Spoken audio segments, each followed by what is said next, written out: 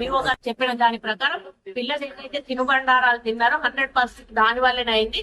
అది ఒకవేళ ఫుడ్ వల్ల అయి ఉంటే స్కూల్ లో స్టాఫ్ కు ప్లస్ స్కూల్లో ఉన్న వర్కర్స్ కు కూడా ఫుడ్ పాయిజన్ అవ్వాల్సి ఉండే, అది కాకపోవడం అది వీళ్ళ తినుబండారం వల్లనే అని ఖచ్చితంగా చెప్తాను అని చెప్పి ఆమె చెప్పడం జరిగింది. ఏదేమైనా కూడా టెస్టింగ్ రిపోర్ట్ వచ్చిన తర్వాత నిజానిజాలు తెలియడం జరుగుతుంది. వాంకిడి గురుకుల పాఠశాల అని చాలా హైజెనిక్ గా ఉంటుంది.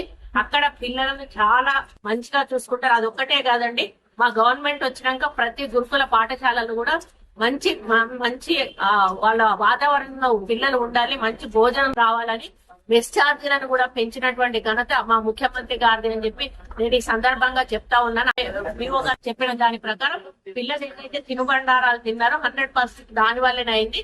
అది ఒకవేళ ఫుడ్ వల్ల అయి ఉంటే స్కూల్ లో స్టాఫ్ కు ప్లస్ స్కూల్లో ఉన్న వర్కర్స్ కు కూడా ఫుడ్ పాయిజన్ అవ్వాల్సి ఉండే, అది కాకపోవడం అది వీళ్ళ తినుబండారం వల్లనే అని ఖచ్చితంగా చెప్తాను అని చెప్పి ఆమె చెప్పడం జరిగింది. ఏదేమైనా కూడా టెస్టింగ్ రిపోర్ట్ వచ్చిన తర్వాత నిజానిజాలు తెలియడం జరుగుతుంది.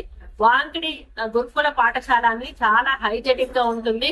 అక్కడ పిల్లలను చాలా మంచిగా చూసుకుంటారు. అదొక్కటే కాదండి, మా గవర్నమెంట్ వచ్చినాక ప్రతి గురుకుల పాఠశాలలు కూడా మంచి మంచి వాళ్ళ వాతావరణంలో పిల్లలు ఉండాలి, మంచి భోజనం రావాలని మెస్ ఛార్జీలను కూడా పెంచినటువంటి ఘనత మా ముఖ్యమంత్రి గారిది అని చెప్పి నేను ఈ సందర్భంగా చెప్తా ఉన్నాను.